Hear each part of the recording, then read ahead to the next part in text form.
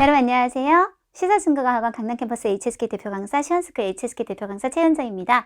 자, 우리 올해 마지막 HSK 시험이 남았어요. 12월 시험인데요. 바로 사실 11월과 12월은 너무 시험 터민이 얼마 안 돼서요. 며칠 전에 있었던 11월 시험 내용으로 여러분하고 풀이하면서 마지막 점검을 해보는 시간을 가져보도록 하겠습니다. 올해 정말 코로나 때문에 많이 힘들고 여러분 공부하는 조건도 굉장히 좀 열악했잖아요. 그럼에도 불구하고 좋은 성적 나오기를 정말 함께 기도해 볼게요. 자, 그러면 11월 문제. 제 입장에선 정말 며칠 전에 친 시험인데요. 급하게 한번 준비해 봤습니다. 빠지지 않는 독해 일부분에서 가장 중요한 건 뭐다? 문장 분석력 문제. 무슨 뜻이냐면 주어, 서술어, 목적어, 호흡을 정리하면서 보시면서 이게 호흡에 맞지 않는 부분이 있는지를 따져보는 문제입니다. 자, 먼저 혹시 관련사, 수이란, 但是뭐 이런 게 있는지 항상 먼저 살펴보시고요. 짝 같은 게 틀리진 않았나 이런 것들 한번 살펴보시면 좋은데 너무 간단해서 그런 거는 없는 것 같아요. 자, 주어는 人们, 사람들은 依赖, 의지하지요. 어디에? 电子产品. 끝났어요. 그런데 越来越大. 이거 어떡할 거예요? 그쵸? 생각보다 많이 나오는 유형이에요. 뭐 이런 게 시험 문제에 나오지? 라고 생각하실 수 있는데 다 문장 끝났는데 불필요하게 끝에 붙여서 이렇게 틀리는 문장. 굳이 위엘라위에를 나는 꼭 쓰고 싶다. 따는 일단 무시하셔야 될 것 같고 그러면 여기다가 갈수록 위엘라위에 일라이 의지하고 있다. 이 정도로 이 아이는 살릴 수 있을 것 같아요. 네, 자 이제 조금 더 길어지고 단어도 한번 어려운 쪽으로 접근해 보는데 제가 항상 그러잖아요. 독해 일부분은 단어 어려워서 못 푸는 경우는 사실상 거의 없어요. 대부분 단어보다는 문장 구조나 그리고 기본 어휘에서 어려운 단어가 아니라 기본적인 어휘에서 틀리게 되는데 지금 보시면 쌤 저 이게 뭔지 모르겠어요. 모르겠으면 그냥 주어내 이 아이는 이렇게 하시면 돼요. 시입니다. 단어 너무 어렵죠. 이러이러한 속칭, 어떤 호칭입니다. 까지는 어쨌든 호흡이 무너지지는 않았어요. 비치, 뭐와 한번 비교해 보자면 보통의 이런 것들과 비교를 한번 해보자면 주어는 계속 이어져요. 자, 저 주어를 타라고 했네요. 취요. 여러분 취요는 우리가 워낙 많이 보게 될 거니까 제가 한번 좀 점검을 해드리면 사실은 이렇게 생각하시면 될 것 같아요. 자, 우리 벤 다이어그램으로 얘기하면 부분 집합관계다 이렇게 생각하시면 딱 좋을 것 같거든요. 무슨 얘기냐? 우리가 여우 같은 경우는 我有一个朋友 나는 친구가 한 명 있다. 사람 되지요. 자, 我有一本书 나는 책이 한 권 있다. 구체적 사물도 되죠. 我有信心 나는 자신감 있어요. 네, 추상적인 것도 되죠. 그 중에서 추상적인 것만 취요하고 쓴다고 생각하시면 돼요. 그래서 요하고 사실은 똑같은 거죠.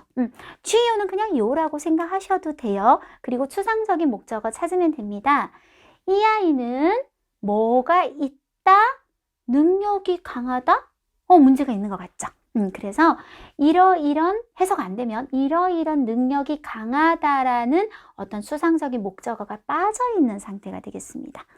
자, 아까 같은 경우는 불필요한 성분이 더 붙었다면 이번에는 필요한 성분이 빠져있어서 틀린 역시 구조를 통해서 분석을 해서 푸는 문제가 되겠습니다. 뭐 말만 되면 되니까요. 특어디엔 특징이 있다? 이러면 어떨까요? 하고 마침표. 이렇게 넣어주시면 될 것 같아요. 자, 59번 문제도 단어가 되게 어려워요. 우리가 요런 거를 顿号라고 해서 병렬 관계를 나타내니까요. 두 가지 어려워요? 하지 마요.土地条件 토지의 조건과 어려우시면 生活环境 두 개가 주어. 이 두 가지는 이렇게 들어가시면 되겠다. 몰리엔 해석이 너무 어려워요? 그러면 어쩔 수 없죠. 뭔가 했구나. 자, 그럼 뭐 했을까? 짱주 하면 어떤 민족이겠죠?群众, 이 사람들이 갖고 있다. 자, 지금 목적어를 우리가 찾아야 되는데요. 다시 그 안에 또 동사가 들어가요. 완치양, 역시 병렬관계, 호하다, 모르면 넘어가세요. 이런 세 가지 하는 생활 태도를 이거 했겠죠. 그러면 여기서 동사가 나와버리면 말이 성립이 안 되겠죠. 빼볼까요? 이 사람들의 이런 A하고 B하고 C, 한 생활 태도를 동사했다. 요렇게 단련시켰다 라는 뜻이 되겠습니다. 그래서 기본적으로 제일 많이 나오는 문제예요. 문장 분석을 통해서 여러분이 문제를 풀어주시면 되겠고요. 의미상의 호응은 이번에도 또 굉장히 중요한 요령이 하나 나와서 여러분하고 같이 풀어볼 건데 먼저 밑에 네모 속을 조금 봐주시겠어요? 学习成绩好는 좋은 말이에요. 不好는 안 좋은 말이죠. 학습 성적이 좋은지 안 좋은지는 우리가 就要看 좀 볼 필요가 있어요. 学习态度 여러분 이 문장 O일까요? X일까요? 자, 태도라는 말 자체가 어떤 색채를 가지지 않았어요.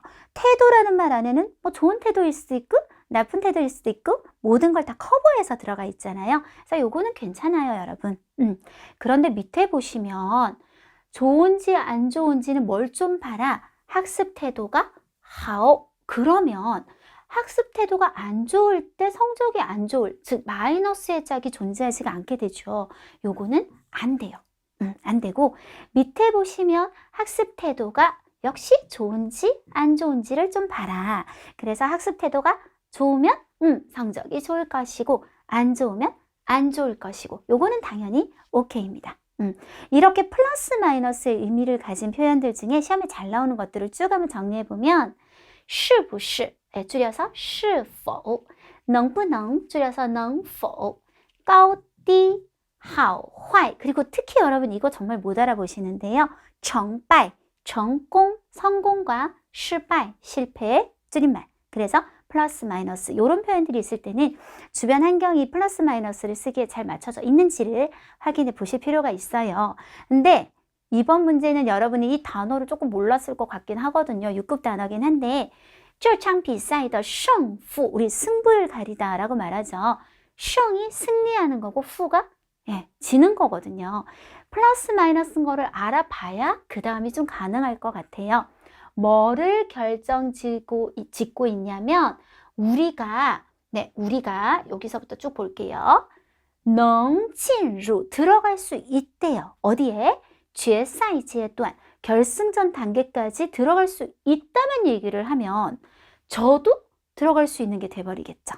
그래서 여기도 같이 플러스 마이너스를 맞춰줘서 能不能 줄여서 아까처럼 뭐라고 써줄 수 있다? 能否가 들어가야 마이너스까지 맞춰서 앞뒤. 그래서 이기면 결승전 들어가는 거고요. 지면 不能 못 들어가는 거고요. 이렇게 맞춰주셔야 된다는 거. 그리고 이 단어들도 같이 알아봐 주시면 좋겠습니다. 자, 독해 이 부분은요. 역시 평상시에 우리가 강의를 하면서 많이 말하는 따페이. 그래서 방금 제가 수업 전에 학생한테 선생님 우리 수업 시간에 배운 따페이로 너무 잘 풀렸어요 라는 얘기 확인받고 왔거든요. 자, 그 중에서도 이번엔 관련사가 많이 나오더라고요. 관련사라 그러면 문장과 문장을 연결해주는 여러분이 제일 잘하는 것은 수이란 但是 같은 것들을 얘기할 텐데요. 자, 관련사 짝을 외우는 건 정말 중요한 것 같아요. 그래서 저는 매일 관련사 시험을 치거든요. 솔직히 제가 학생들한테 그런 얘기 많이 해요. 어떻게 착각하는 경우가 있냐면 사자성어가 마치 6급의 모든 것을 결정하는 것인 줄 착각하시는 분들이 있어요. 그래서 막 하루에 사자성어를 20개씩 외우고 막 이러는 경우가 있는데요. 제가 솔직히 말씀드릴게요. 사자성어 몰라도 돼요. 사자성어 몰라서 문제가 안 풀리는 경우는 1년에 정말 12개월 통틀어서 한 문제, 두 문제 일까 말까. 사자성어는 여러분 알면 좋은 거고 모르면 뭐 다른 걸로 풀면 되고 하지만 관련사 루고는 뭐하고 쓴다든지 이런 거는 정말 잘 외워야 되거든요. 그래서 저는 사자성어는 그냥 시험에 좀 잘 나온 거. 전 매달 시험을 치니까 알잖아요. 하루에 2개 정도만. 그리고 또 말해요. 너무 그것도 잘 안 외워지고 시간 없으면 말고 표를 외워줘 라고 얘기해요. 그래서 꼭 관련사 표는 열심히 외워주셔야 돼요. 자, 보시면 두 번째 빈칸이 전부 다 관련사들이 나와 있어요. 짝을 찾아야 되는데 짝이 뭐가 있냐면 얘가 나와 있지요. 倘若 우리가 如果要是万一假如假使假若若是倘若一旦 이렇게 외워요. 수업 시간에. 9개는 전부 가정. 만약 뭐뭐라면 시리즈 사촌들인데요. 얘도 如果 중에 하나입니다. 자, 그러면 如果는 그래도 여러분이 알지 않을까요? 썼어요. 여러분 짝을 항상 두 가지로 구분하셔야 돼요. 접속사 짝, 주어 앞에는 어떤 짝을 쓸 거며 똑같지만 부사짝, 주어 뒤에 쓸 때는 뭘 쓰나요? 주어 앞에 쓸 때는 우리가 나나, 나뭐 쓰게 되시고요. 주어 뒤에는 보통 지오. 그런데 이렇게 문장을 연결하는 지우는 비엔. 여러분이 몰라서 그렇지 5급부터 다 비엔이에요. 엄청 많이 나와요. 그리고 저 얘도 5급 단어인데 그래서 외워요. 지우 비엔저. 요게 성조예요. 지우 비엔저, 지우 비엔저 이렇게 외워주시면 돼요. 아 여기만 지우고 싶다. 자 그러면 얘하고는 전혀 관계가 없다는 거 바로 제껴낼 수 있겠죠. 자 비, 꾸란, 꾸란이라고 하면 물론 뭐뭐지만 인정을 해주고 전환. 뒤에 분위기를 바꿔가는 그런 표현인데요. 예를 들어 야 물론 돈도 좋지만 이렇게 얘기할 때 꾸란 써요. 짝은 역시 접속사짝, 부사짝 가능한데요. 접속사짝은 그러나 종류를 많이 써요. 可是 뭐 이런 거 있죠. 但是 그리고 우리가 可是,但是 하고 똑같은 역할을 하는 게 주어 뒤에 却 이런 것도 그러나 뜻을 나타내요. 위치만 조심하시면 돼요. 부사 자리에 잘 넘기시고 아니면 이런 흐름도 괜찮아요.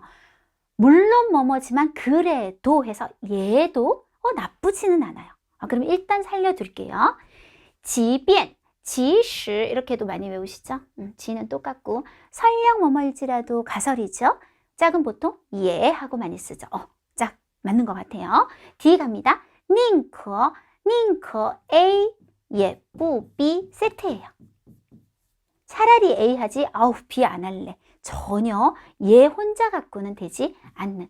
그러면 우리가 일단 B, C를 갖고 해석을 해볼게요. 2번 是在 어디에 있다? 狭窄的空间里 좁은 공간에 있다. 动作也 그래도 동작이 뭐뭐 하다.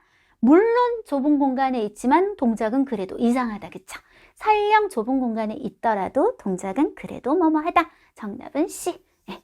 자, 그리고 밑에 거 잠깐 봐주세요. 밑에 거 보시면요. 여기는 快纤维 해석이 안 돼도 여러분 딱 봐도 慢纤维 특히 이 표시, 병렬 관계. 앞에 두 개가 전혀 정반대의 개념으로 이렇게 되어 있지요. 자, 요거에 대해서 우리 조금 더 배워볼 건데요. 따로 뺐어요. 조금 넓은 데서 얘기하기 위해서. 다시 한번 표시해 볼게요. 자, 요렇게 두 가지. 이렇게 앞에 주어랑 뒤에 주어가 굉장히 반대 개념으로 되어 있는 경우. 예를 들어, 강아지는 이런데 고양이는 이렇다든지, 아니면 남자는 이런데 여자는 이렇다든지. 이럴 때 한국어로 작문하실 때도 남자는 이렇다, 여자는 이렇다 이렇게 끊지 않을 거잖아요. 연결은 크게 두 가지로 갈 수 있어요. 첫 번째는 전환을 이용하는 방법. 영어 선생님들은 역접이라고 얘기하죠. 그러나를 사용하는 거예요. 남자는 이런데 그러나 여자는 이렇게 가는 방법이 있겠습니다. 자, 아까 잠깐 얘기했는데요. 접속사로 그러나 하는 거는 딴, 시, 그, 시 뺄 수 있으니까 일단 이렇게 하고 주어 들어가고 주어 투, 부사는 취, 그리고 또 그러나 역할을 할 수 있는 게 따오, 이런 것도 괜찮아요. 자, 아니면 뭔가 비교나 대조시키는 느낌? 한국어로 하자면 반면 이런 느낌이요. 그러니까 남자는 이런데 여자는 반면 이렇게 가는 방법도 있는데 그 방법은 주어 앞에 접속사를 쓰고 싶으시면 are 쓰시는 게 맞고요. 부사를 쓰고 싶으면 the 쓰시면 좋아요. 제가 오늘 의도치 않게 아니고 약간 의도해서 여러분한테 5급 단어 the에 대해서 조금 정리가 끝난 것 같아요. 아까 뭐랬냐면 the는 지우하고 똑같이 문장을 연결할 수 있다 그랬고 또 하나의 용법은 이렇게 비교나 대조를 나타낼 때도 부사 the를 사용할 수 있어요. 이 중에 하나만 사용하셔도 되고 그러나끼리 같이, 반면끼리 같이 쓰셔도 되고 요렇게 쓰셔도 괜찮아요. 예를 들어 남자는 이런데 그러나 여자는 반면 다 써도 되거든요. 요렇게 쓰셔도 되고 상관없습니다. 지금이 딱 요런 대조적인 느낌이잖아요. 그리고 주어가 오고 뒤에 빈칸이 있다면 정답이 뭘까요? 确到저 중에 정답이 나와야 되겠죠. 그래서 답은 바로 A 이렇게 되겠습니다. 오늘은 조금 관련사의 포인트를 맞춰서 여러분한테 풀이를 해드렸어요. 자, 그 다음에 쓰기로 한번 넘어가 보도록 할게요. 이번에 일단 주인공 이름 외우느라고 고생할 일은 없었겠어요. 주인공은 我와 小伙子 한 젊은이밖에 없어요. 주로 이 두 사람을 갖고 계속 이야기가 돌아가기 때문에 상당히 많은 小伙子를 대부분 타로 바꾸면서 조금 줄여보도록 하겠습니다. 여러분 주인공이 워일 때 아주 중요한 포인트가 하나 있어요. 이게 우리가 잊지 말아야 되는 거는요. 요약 쓰기지 창작이 아니잖아요. 긴 거를 줄이라고 했지 나한테 만들라고 한 게 아니에요. 그래서 항상 디슈, 그러니까 제시어에 뭐라고 나오냐면 개인적 의견이 들어가서는 안 된다 이렇게 나오잖아요. 워가 1인칭이 이제 서술 시점이 되어 있는 글을 읽었어요, 우리가. 그러면 내가 쓸 때도 똑같이 워라고 써야 되는데 꼭 타로 바꾸시는 분들이 있어요. 제가 그거는 이해가 되거든요. 나에 대한 얘기를 하나 읽었어요. 그러니까 내가 바꿀 때는 그러니까 이 사람 얘기니까 타로 바꿔야지. 절대 그러시면 안 되고요. 원래 글의 시점을 바꾸시면 안 돼요. 서술 시점을 그대로 가져가서 워로 얘기했으면 똑같이 우리도 뭐라고? 워라고 써주셔야 돼요. 주요 단어는 별로 어려운 단어는 없었어요. 다 4급, 5급 단어. 짜오피는 회사 같은 곳에서 모집하고 채용하다. 잉피는 거기에 지원하고 응시하다. 루용도 채용하다. 뭐 이 정도. 단락 개수가 되게 많았거든요. 자, 항상 제가 뭐라고 얘기하냐면 제일 좋은 단락 개수는 요약 쓰기에선 4개에서 5개요. 좀 많이 적으면 3개, 많으면 6개 정도가 적합합니다. 이게 여러 가지 이유가 있는데요. 일단 첫 번째 이유는 원고지의 어떤 이용하고도 좀 관련이 있어요. 우리가 원고지가 이렇게 있으면 항상 몇 칸을 띄우고 시작하게 되죠. 한 단락은 무조건 2칸을 띄우고 안 쓰고 이제 원고지가 시작될 거예요. 더 있겠죠. 뚜두두 이렇게 있으면. 그러다가 우리가 단락이 딱 끝에서 끝난다는 보장이 없잖아요. 그러면 여기서 끝났어요. 그러면 이만큼 원고지 낭비하게 되죠. 이렇게 자꾸 낭비하면요. 여러분이 주어진 원고지 갖고는 400자를 쓸 수가 없어요. 정말 조금밖에 못 써요. 그게 첫 번째 이유고 두 번째가 사실은 더 큰 이유인데 이게 내용이 팍팍팍 줄여지다 보면요. 굳이 단락이 바뀔 필요 없이 확 그냥 합쳐도 되는 내용들이 엄청 많이 생기게 돼요. 그래서 요약 쓰기는 보통 4, 5개가 제일 좋고 3개, 절대 6개를 넘지 않는 것이 좋기 때문에 단락은 우리가 재분배를 한번 같이 해보도록 하겠습니다. 요약 쓰기의 기본 규칙, 첫 번째 단락별 요약이 아니다. 잘못 배우시는 분들, 이렇게 배우시는 분들 있어요. 1번 단락에서 우리가 1000자를 400자로 줄이잖아요. 그러면 수학적으로 40%니까 대략 반보다 좀 적게 줄이고 2번 단락도 대략 40% 줄이고 이렇게 해서 무조건 다 줄인다? 쫙 연결하면 되겠지? 아니요.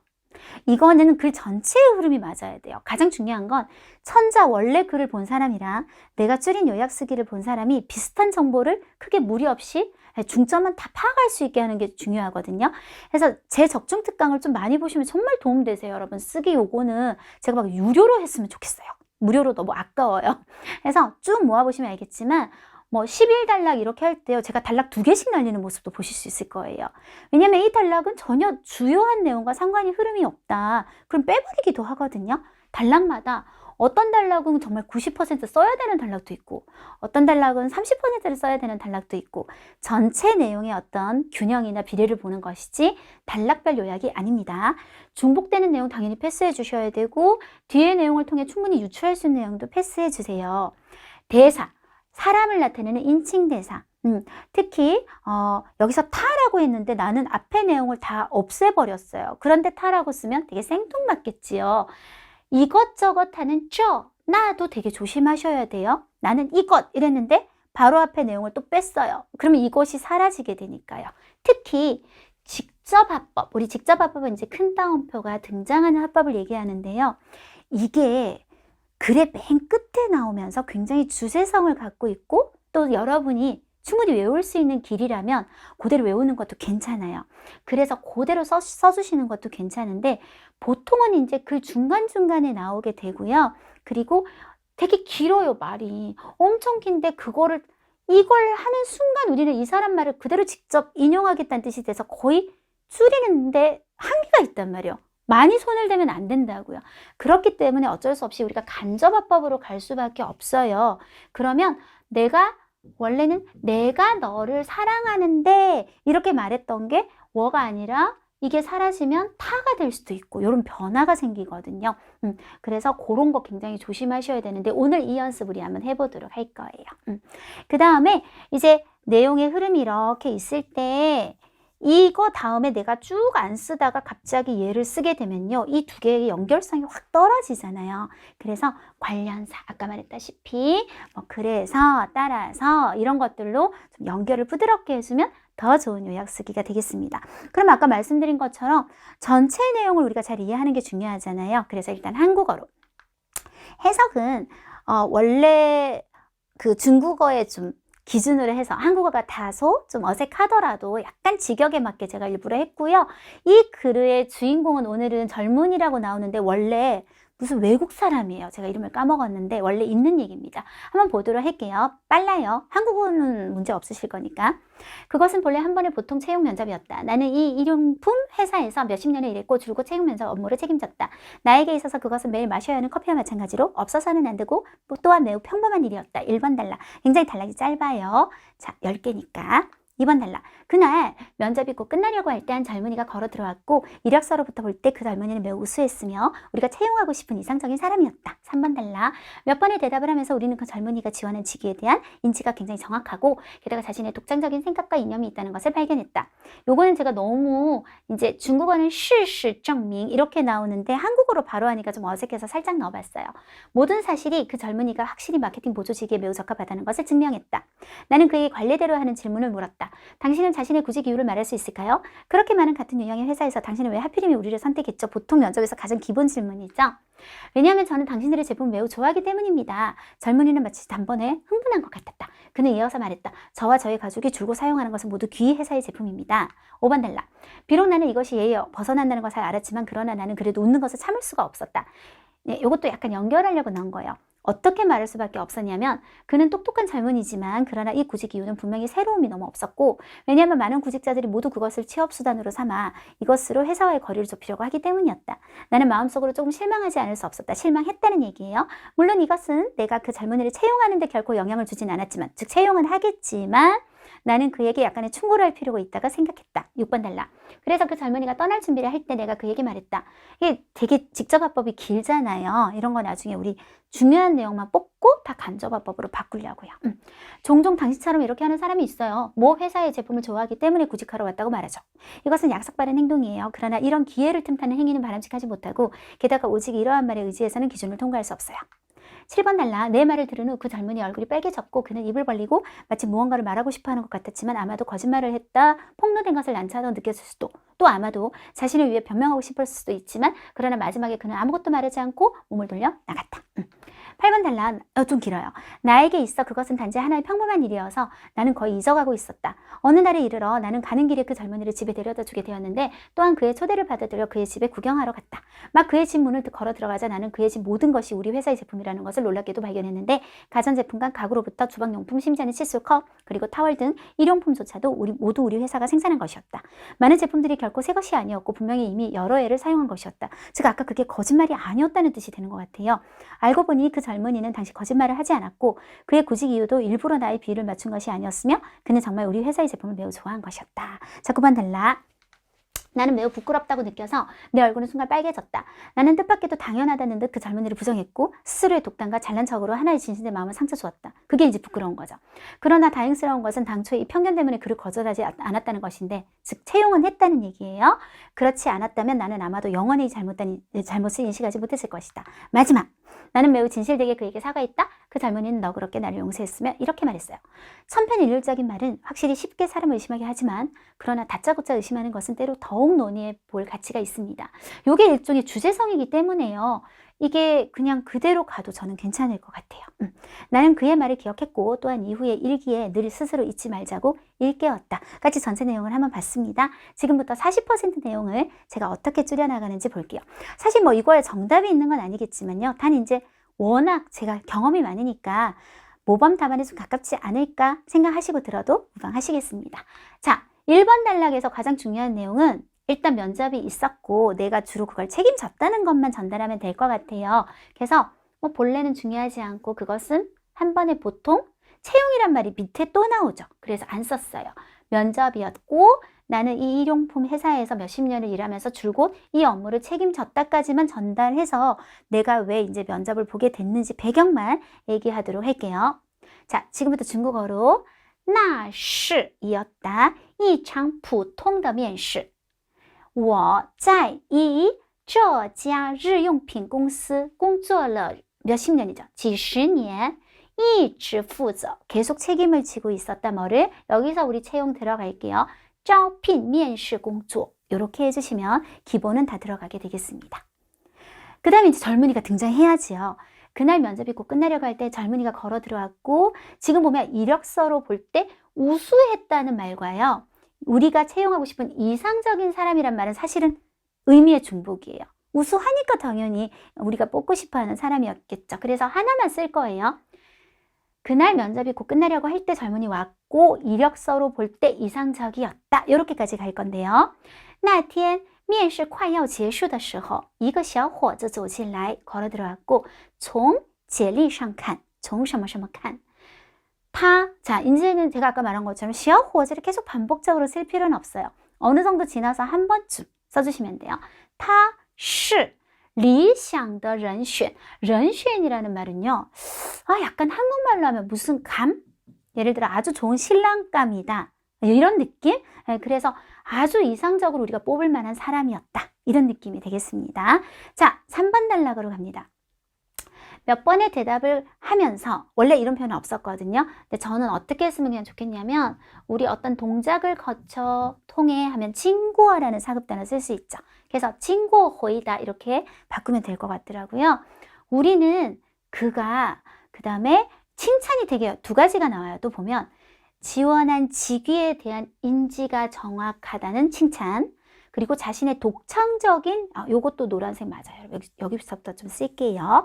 독창적인 생각과 이념이 있다. 이렇게 두 가지 칭찬이 나오는데 그 뒤에 모든 사실은 그 젊은이가 확실히 이 직위에 적합하다는 것을 증명했다를 안 쓸 거예요. 왜냐하면 이 이야기에서 직위는 그닥 중요한 이름이 아니거든요. 따라서 직위에 대한 인지가 정확하다는 칭찬을 빼면 될 것 같아요.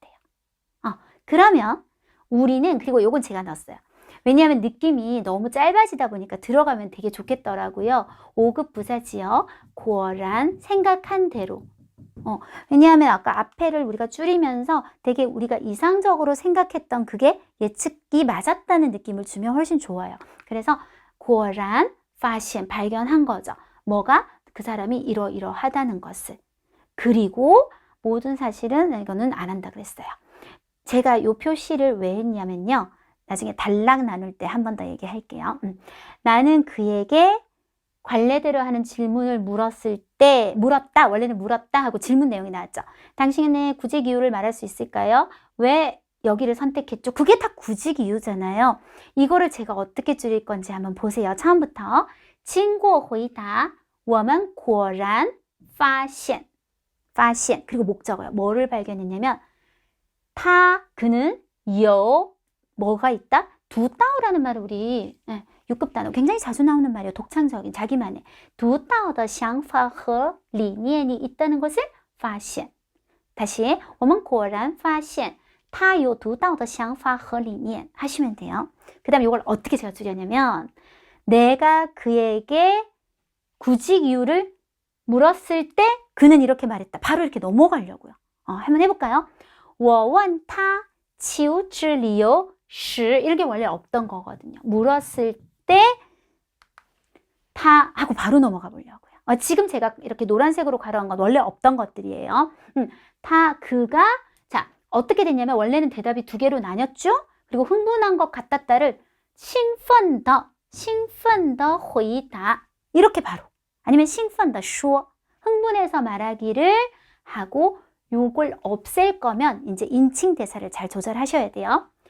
因为 저는 필요 없죠. 당연히 자기 얘기니까. 因为 당신들의 제품이 아니라 이렇게 되면 我们的产品이 되겠죠. 를 매우 좋아하기 때문이고 저라고 하면 안 되겠죠. 그와 他和 그에는 필요 없을 것 같아요. 他和 家人이 줄곧 사용하는 것이 모두 귀 회사가 아니라 우리 회사 제품이라고 대답했다, 말했다로 연결할 거예요. 그러면 앞에서부터 연결을 한번 해볼까요?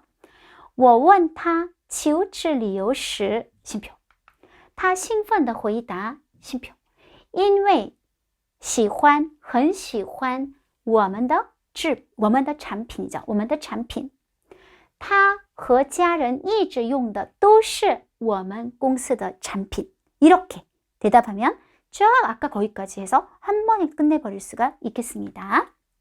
5번 단락에서는요. 비록 나는 예에 벗어난다는 걸 알았지만 이런 건 이제 사실 배경이죠. 나는 웃음을 참을 수 없었다. 우리 이거 굉장히 많이 쓰는 표현인데 忍不住 그죠? 그리고 제가 항상 학생들한테 이거는 정말인데요. 忍不住笑了起来라고 외우라고 항상 얘기하거든요. 근데 진짜 그렇게 나왔더라고요. 그래서 빵 터졌다는 얘기예요. 쉽게 말하면. 我忍不住笑了起来라고 하시고요.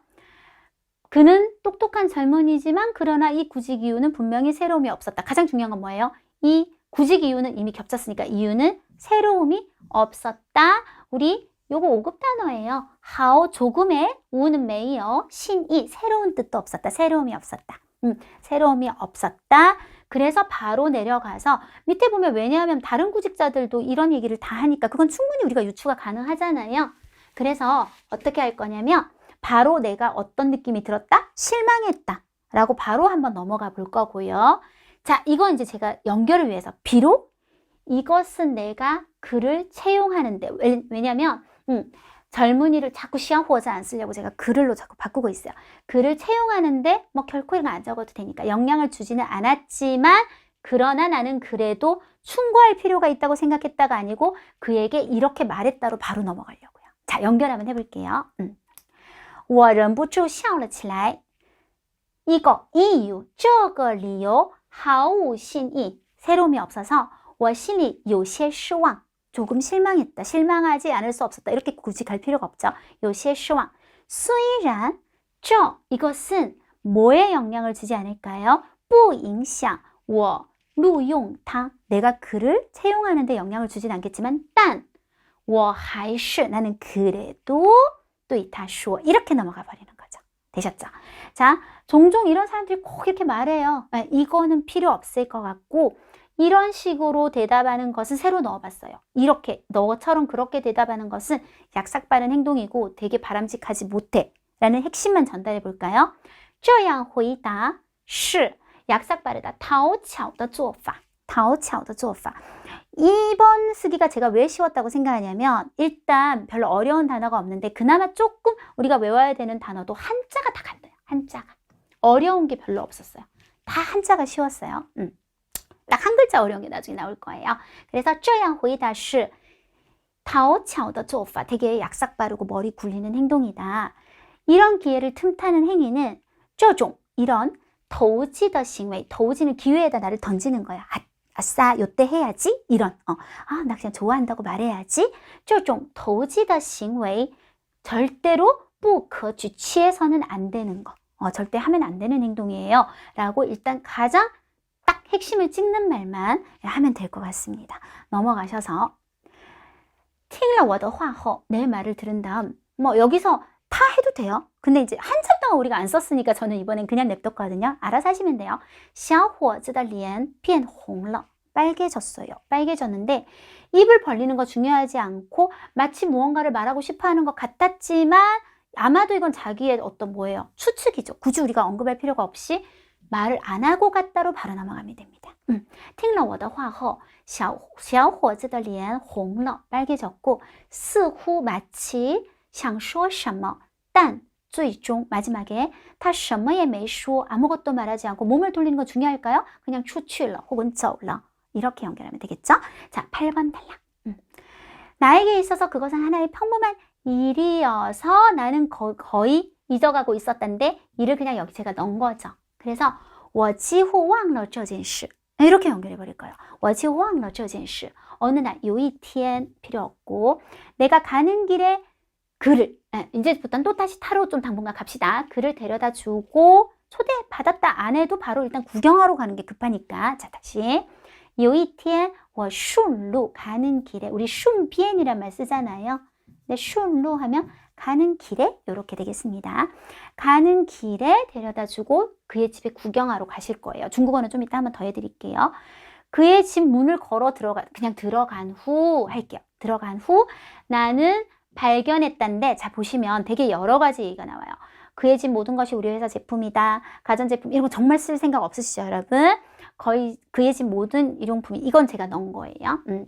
등 일용품이 우리 회사가 생산한 것이었단데 저는 발견했다에 이 내용을 넣으려고요. 그래서 나는 뭘 발견했냐면 넣는 거죠. 여기다. 그의 집 거의 그의 집을 가져온 거예요. 그의 집 거의 모든 일용품이 우리 회사 것이었다. 생산한 것이었다. 안 해도 됩니다. 이렇게 줄이고 많은 제품들이 결코 새 것이 아니었고 이미 여러 해를 사용한 것이었다. 같은 뜻이죠. 그럼 한 번만 쓰시면 돼요. 이미 여러 해를 사용한 것이었다. 위엘라이 알고 보니 그 젊은이 아니고 그는 당시 아까 그 면접 당시에 거짓말하지 않았고 자 보세요. 거짓말을 하지 않았고 또 비를 맞춘 것이 아니었다. 둘 다 메이오로 보정이 되어 있으면 한 번의 메이오에 짝 붙여 쓰실 거예요. 조금 있다가 그리고 정말 우리 회사의 제품을 매우 좋아했던 것이었다. 이렇게 한번 가보도록 할게요. 자 여기서부터 我几乎忘了这件事 하시면 되고 有一天我顺路 그리고 이 젊은이를 送他回家 하게 되었다가 到他家 여기서 참관이란 말이 나오는데 여러분 우리나라 말로 이거 그대로 보면 참관하다죠. 그럼 박물관밖에 못 가세요. 중국어로는 구경하러 가는 거 다 참관이에요, 여러분. 그래서 구경하러 갔다. 到他家 참관 하시면 됩니다. 进去后 이렇게 넘어갈게요. 进去后 들어간 다음은 我发现 한 다음에 뭐를 발견했냐? 지금부터 목적어. 他家几乎所有的日用品几乎所有的日用品是我们公司的是我们公司的 라는 사실을 발견했고 또 어떤 것도 발견했냐면 很多产品已经用了很久 혹은 好几年 정도의 표현이 가능하겠습니다. 위엘라이 알고 보니 타 당시 그 다음에 두 가지를 하지 않았으면 메이오를 한 번만 쓰고요. 자 여기 없나요? 说谎 说谎은 거짓말하다잖아요. 说谎 그리고 일부러 나한테 비위 맞추다. 비위 맞추다 우리 6급 단어거든요. 讨好我 여기에 说谎 한 번에 연결하시면 될 것 같아요. 그래서 当时没有说谎讨好我 하면 한 번에 여기 쉼표만 안 찍으시면 되는 거예요. 거짓말을 또 하지 않았고 나한테 일부러 비위 맞춘 것도 아니었다. 이렇게 되실 수 있겠습니다. 真的 정말로 喜欢很喜欢我们公司的产品 우리 회사의 제품을 좋아했었다. 여기 보면 놀랍게도 발견했다. 우리 6급 형용사 써서 惊讶的发现 나쁘지 않고 좋은 표현 되겠죠? 나는 매우 부끄럽다고 느껴서 얼굴 빨개진 거는 부끄럽다 느낀 게 되겠습니다. 我感到害羞 我感到害羞 왜냐하면도 제가 넣었어요. 그래야 좀 연결이 좋더라고요. 因为 나는 당연하다는 듯 그를 부정했고 들어갈 겁니다. 네, 노란색 부정했고 그 다음에 잘난 척으로 빼고 진짜 한 행동 하나만 더 하나의 진실된 마음은 상처 주었다. V1, V2 구조로 한번 가볼까요? 我感到害羞因为 왜냐하면 我理所当然的 당연하다는 듯 否定了他 그를 부정했고 심표 그리고 伤害了 상처 주었어요. 누구한테? 一颗 마음 새는 양사 真诚的心灵 6급 명사 마음 영혼 마음에 상처를 주었기 때문에 훨씬 들어가는 게 낫지 않나요? 자 그러면 그 다음에 그래서 어떻게 한 거예요? 바로 我向他道歉 심표 원래는 마침표거든요. 제가 화살표가 있다는 거 완전 마침표로 끊어졌을 때 我向他道歉 그는 용서했다. 他原谅了我 용서하고 并说 게다가 말했다 한 다음에 저는 아까 말한 것처럼 요거는 좀 쓰는 게 좋다고 생각이 들었는데 외울 수만 있다면 천편일률적인 말은 확실히 쉽게 사람을 의심하게 한다.千篇一律 이런 거 우리가 지금 사자성어가 한국하고 중국하고 똑같지 않거든요. 근데 이런 건 너무 똑같고 한자가 어려운 게 없었어요. 千篇一律的话确实 사급부사잖아요. 확실히 容易令人怀疑 전부 다 낮은 급수의 단어들 의심하게 합니다. 그러나 不容分说라는 말은요. 뭔가 다짜고짜 덮어놓고 이런 느낌을 줘요. 그래서 不容分说的怀疑 이렇게 다짜고짜 의심하는 것은 有时 때로는 更 더욱 뭐 할 가치가 있다. 딱 유일하게 어렵다고 생각했던 한자가 이거예요. 值得商榷 진짜 그건 좀 논의해 볼 만한 가치가 있습니다. 라고 말했다. 그 다음 마지막 我记下了他的话 나는 그의 말을 기억했고 并 또한 일기가 뭐 그렇게 중요하겠어요? 时刻는 우리가 5급 부사로 쓰면 시시각각 늘 항상 언제나 时刻提醒 항상 提醒自己내 자신을 일깨웠다. 뭐라고? 不要忘记 잊지 말자라고 일깨웠다. 이렇게 한번 우리가 줄여봤는데요. 자, 이번엔 단락 얘기를 한번 해보도록 할게요. 자, 이거는 어디까지나 물론 제 기준이에요. 생각이 다르신 분들도 괜찮아요. 자, 일단 1번 단락에서요. 면접을 하는데 그날 젊은이가 들어와서 보니까 되게 애가 괜찮아 보였는데 역시 과연 애가 되게 괜찮더라 까지를 저는 1번 단락으로 하면 어떨까라고 일단 생각했습니다. 왜냐면 제가 보니까 뒤에 이 주인공이 걔한테 질문을 하면서부터 실망이 되는 포인트가 되더라고요. 그래서 일단 저는 여기까지를 1번 단락으로 잡고 싶어요. 그리고 내가 질문을 해서 걔가 이렇게 대답했는데 나는 그게 그냥 나한테 잘 보이려고 하는 말인 줄 알고 충고하고 비판을 했는데 걔가 말도 안 하고 이제 하고 싶었지만 가는 요까지를 2번 단락으로 하고요. 그러다가 걔 집에 가서 내가 오해했구나 하고 깨닫는 순간 요거를 3번 단락 단독으로 빼도록 하고요. 내가 정말 미안하고 부끄러워서 사과해서 그의 얘기를 듣고 앞으로도 기억하게 되었다까지를 4번 단락으로 나눠봤어요. 그래서 1번 단락은 면접에서 우수한 젊은이를 만나게 된 거, 그리고 3번 중간부터 제가 끊었거든요. 젊은이의 판에 박힌 대답에 실망해서 비판을 한 거, 젊은이 집에 갔다가 그게 진실이었구나 하고 알게 된 거, 마지막 단락은 젊은이에게 사과하고 그의 말을 기억하게 되는 거.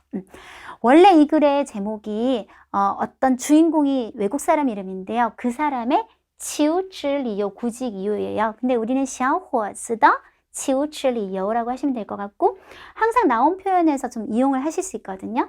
진실된 마음, 이런 것도 괜찮을 것 같아요. 真诚的心灵, 아니면 아까 마지막 표현 怀疑值得商榷, 의심은 항상 상의해보고 좀 더 생각해볼 만한 가치가 있는 것이다. 이런 제목들도 다 괜찮아 보입니다. 그래서 이번 쓰기는 我라는 1인칭 시점만 잘 지켰다면, 인칭만 잘 지켰다면 크게 뭐 문제가 되지 않는 그런 글이 아니었나 생각이 들었습니다. 자, 이번 적중특강도요. 우리 최현정사단의 세 분의 선생님이 함께 시험 쳐서 여러분한테 전달해 드렸습니다. 자, 이렇게 해서 우리 2020년 코로나와 함께 보냈던 끔찍한 마지막 해 마지막 시험 적중특강 한번 정리해 봤습니다. 제가 어제 YTN에서 봤는데요. 물론 한 전문가의 의견이긴 하지만 내년 중반쯤이면 우리가 다시 예전의 생활을 충분히 회복할 수 있을 겁니다. 이렇게 얘기해서 너무 눈물이 날 것 같더라고요. 독감처럼 코로나도 그냥 어느 정도는 백신을 맞으면서 다 같이 집단 면역을 가지고 같이 앞으로 생활하겠지만 굳이 지금처럼 생활할 필요는 없는 그냥 그런 병이 될 겁니다. 라고 얘기를 하는데 그러면 정말 이제 우리 학생들도 오프라인을 통해서 더 많이 만날 수 있겠구나라는 생각이 약간 울컥하더라고요. 요즘 가수들이 팬들이 너무 그리워요 하면서 눈물을 흘리고, 많은 배우들이나 공연장에서 하셨던 분들도 많이 그런 얘기를 하잖아요. 저도 강사로서 그럼에도 불구하고 지금도 꽤 많은 학생들이 사실 수업을 듣고 있긴 하지만 더 많은 학생들이 마스크 쓰지 않고 제 얼굴, 제 입모양 보고 저도 학생들의 표정 하나하나에 신경 써가면서 내년에는 좀 더 좋은 효과가 날 수 있는 그런 수업을 하게 되길 빌어봅니다. 항상 HSK는 시사중국어 아시죠? 그리고 저와 함께 배우시면 100점 100승입니다. 수고하셨습니다.